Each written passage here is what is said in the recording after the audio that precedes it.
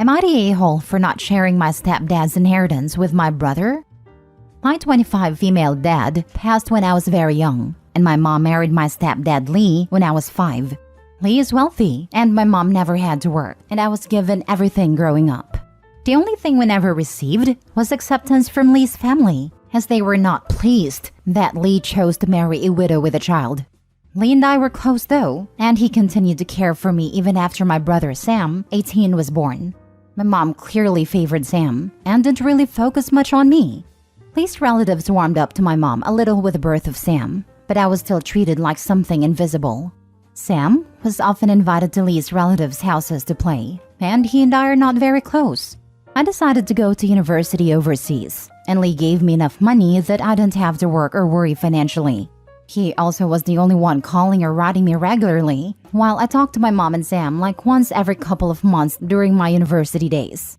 After graduation, Lee wanted me to come home, but I wanted to work and be on my own for a bit. Then the pandemic happened and I was unable to fly back. When the lockdown was over, my family came to visit me once and left when I preferred to continue working where I am. Lee came to visit me a few more times by himself. A few months ago, Lee passed away from a disease he never let anyone know he had. In his will, he left his businesses and house and most valuables to his relatives. My mom almost nothing, though she can keep what he has already given her. 2 cars, jewelry, and cash of about $60,000 as my mom never legally married him. Sam about $150,000 and the rest of the money to me. It was 7-figure US dollars, a life-changing amount. Turns out Sam is not Lee's biological child, which he found out only recently. My mom and Sam were mad, of course, and demanded that I share money with them. I said I'm willing to put the money in some low-risk investments, and we can split the gain, but it's not good enough. They want at least 25% each of what Lee left me. I argued that it's not like they are left destitute. Sam can still go to a good university if he cares enough for further education, and my mom have enough money to get her own place, and the investments will give us all incomes for the long term. They called me greedy and planned to take legal action, but Lee's relatives told them that they could make my mom and Sam's lives very difficult if they try to give me a hard time and go against Lee's wishes. I intend to do as I promised them, splitting the gains from the investment with my mom and Sam. I won't let them touch the money Lee left me though, because I don't trust them to not go through that money in just a few years. Am I the a-hole? Now for the top comments. Not the a-hole. You aren't his biological daughter, but the daughter he chose. Splitting the gains is already nice from you, but don't give your mother too much. Otherwise, she will pay a lawyer to sue you. Not the a-hole. What if the roles were reversed and you barely got anything? Would they share with you? This. If Opie shares the gains, where or when will it end? Her mother and brother will feel entitled for a lifetime, when Lee specifically left that money for Opie. Not the a-hole. The best way to honor Lee's wishes is to let them have exactly what he wanted, and no more. They aren't entitled to what Lee plainly didn't want them to have. That is the best and legal response I would suggest. Why open a can of worms? Just be calm and relax. Just think about why that person left them with so little. Exactly what I was thinking. Based on the post, it seems that Lee definitely had his reasons for doing what he did. Not a-hole. There's a reason you got what you got and they got what they got. Also, good job on Lee's relatives stepping up for you and your late stepdad. Next story. Am I the a-hole for calling my mother a freaking monster as she was having a mental breakdown? For a while, I was a single father of 3 lovely boys, ages 7 to 5. When my oldest 2 were 1, my ex-girlfriend and I split after I found out she cheated multiple times. We decided to co-parent, but she was incredibly distanced from the family.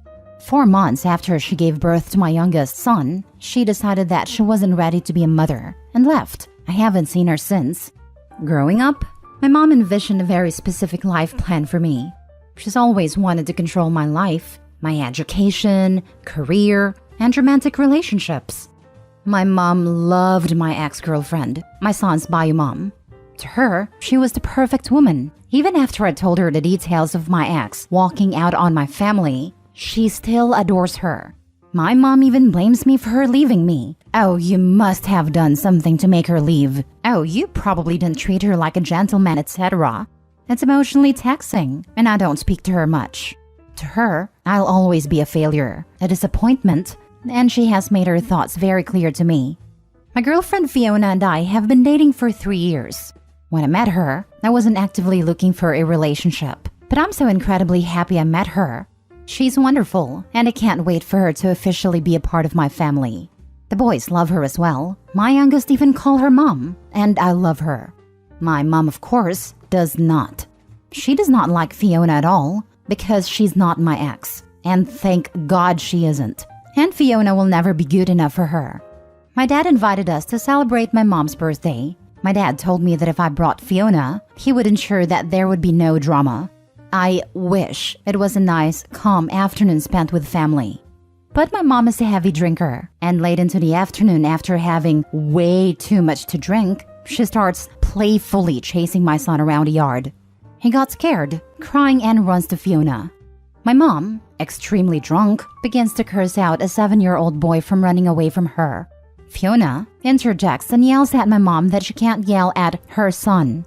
Her words. This sets mom off. After hearing Fiona refer to the children as her own, my mom begins ranting loudly about how Fiona will never be the boys' bio mom, their real mom, and how their real mother would have never poisoned their heads and caused them to be afraid of their own grandmother.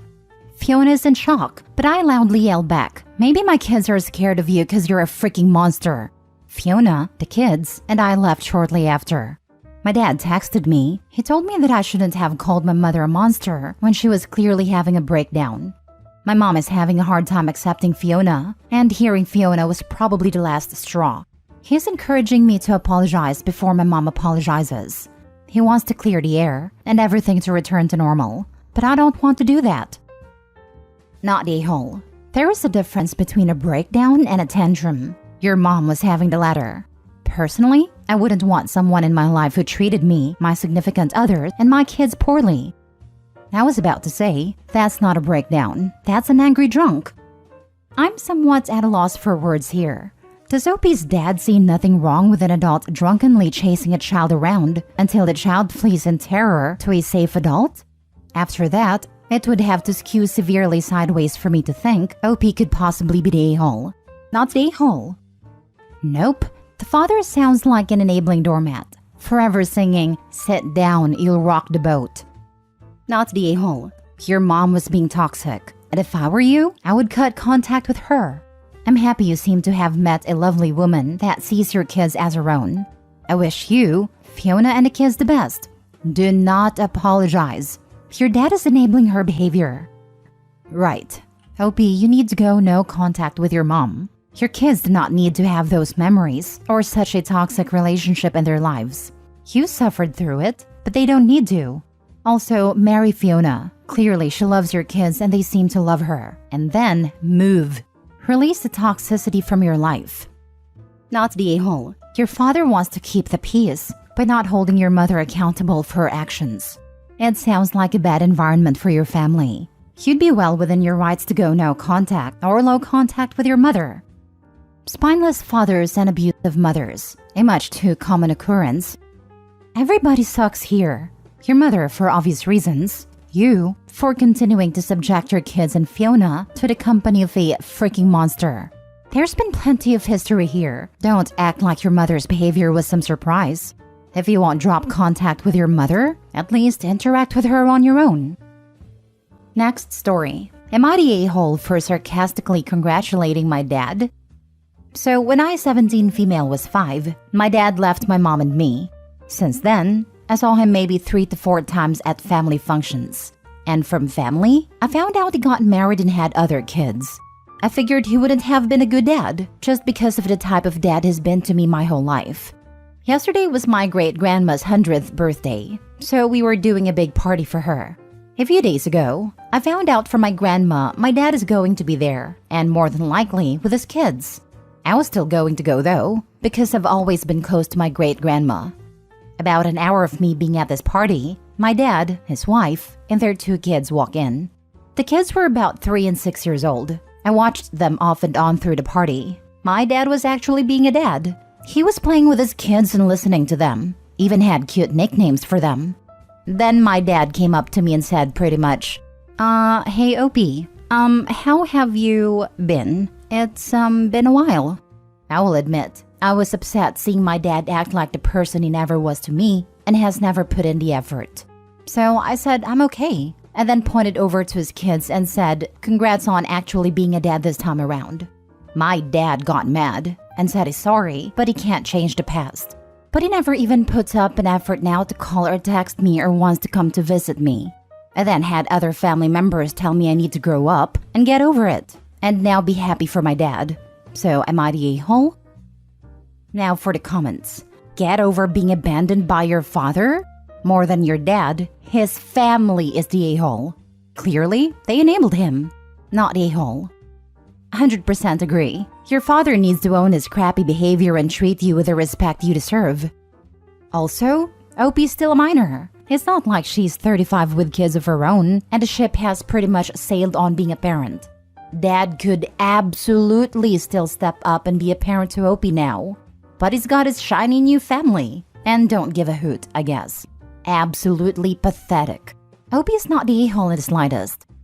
Not the a-hole. The past? Okay. Then it's his responsibility to fix it in the present and for the future. His deadbeat bum didn't even try. If anything, you were too nice. Should have given a lot of choice words to him. It's not even the past. Opie is still a minor. He could be co-parenting her right now. Instead, he's treating her like an awkward ex at a high school reunion. Not the a-hole. Abandoned by your father, scorned by your family, plus sarcastic quips. This is the making of a real superhero's origin. So take your wings, my child, and dump buckets of bird poop on your villainous father and his minions, so that their outer appearances may resemble the crap they are on the inside. Not an a-hole. Your words are pure poetry, and true AF to boot. Last story. Am I the a-hole for telling my son he has to be respectful if he wants to live with us? My ex-wife and I got divorced 13 years ago when our son was 5. 2 years later, she moved to another city about an hour away. Our custody agreement was that our son would stay a month with me and 1 with her. But when the pandemic started, our son moved in with his mom because she lives in a house with a garden. During that time, we talked on the phone a lot and I'd pick him up on weekends. He started uni in April and moved back in with me for that as it's closer for him. I don't expect him to pay rent, but he is supposed to help in the household. Not excessively, but picking up after himself and keeping his room clean. Last October, my girlfriend of 3 years and her daughter who is 5 moved in with me. My son didn't have a problem with that when he decided to move here. Most days, my son has uni until about 4 p.m. and will come home, make himself food and then go to his room to study or go out with friends. The problem is that he often leaves a mess in the kitchen. I told my girlfriend not to clean up after him, as he is old enough to do that himself. But she still does it sometimes when she needs to use the dishes. I get home around 6 p.m., and if I see that there is still a mess, I will confront him about it. He usually grumbles a bit, but eventually cleans it up. Yesterday, I came home to find the kitchen in absolute chaos, and my girlfriend close to tears in the living room. When I asked what happened, she told me my son had once again made himself something to eat but left everything he used out. This time she'd been in a hurry as she wanted to make her daughter a quick lunch before dropping her off at a birthday party and didn't have time to clean up first. When she asked my son if he could put his used dishes away, he apparently got angry and told her to buzz off. He used few more words that I don't want to translate and ended up shutting the door in her face. I went to his room to confront him and he again told me to leave him alone. We had a fight and I told him if he wanted to keep living here, he had to show some respect. Not only by cleaning up after himself, but also in the way he talked to my girlfriend. He then left to stay with a friend, but not before calling me an a-hole and I haven't heard from him since.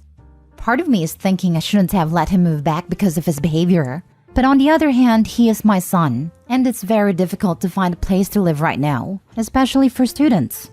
So Reddit, am I the a-hole? If this is really the whole story, not the a-hole, your son should be expected to clean up, and the way this was communicated was not unreasonable. But I feel like there is more to the story. I feel like you and a lot of r/AITA readers usually want there to be more to the story. So it's a nuanced and complicated tale of morality and judgment. But the simplest explanation is often the correct one, and this would not be the first 18-year-old/college kid to be disrespectful to a step-parent and not clean up after themselves. On the flip side, these stories are always curated by one person. You assume that every poster is subjective when it's something many people aren't capable of. Info: could it be that there is more going on in the background? Did you know your girlfriend prior to living with her? Why is your girlfriend the one always at home?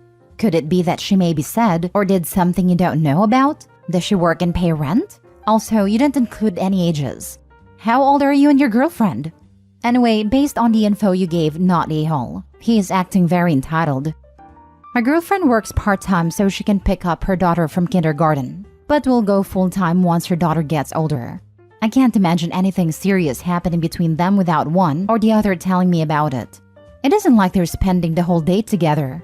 It's mostly just 2 to 3 hours until I get home, and my son spends most of that time in his room. She does contribute to rent payments. I don't think our ages were relevant, but my son is 18, my girlfriend is 27, and I'm 37. Your requests are reasonable. Clean up after himself and be respectful to other members of the household. Pretty easy asks, in my opinion, for free room and board. If he wants to be a slob, he's an adult. He can find somewhere else to live, not a-hole. I'm actually surprised at this behavior because when he was staying with just me, he'd always do his chores and never talk to me this way when I reminded him. My kids were like this after their first year at university. They wanted to be viewed as adults, yet trashed the kitchen constantly. If I asked them to clean up, I was called a few choice words and was nagging. It worked out after some persistence on our part. We all laugh a bit about it now.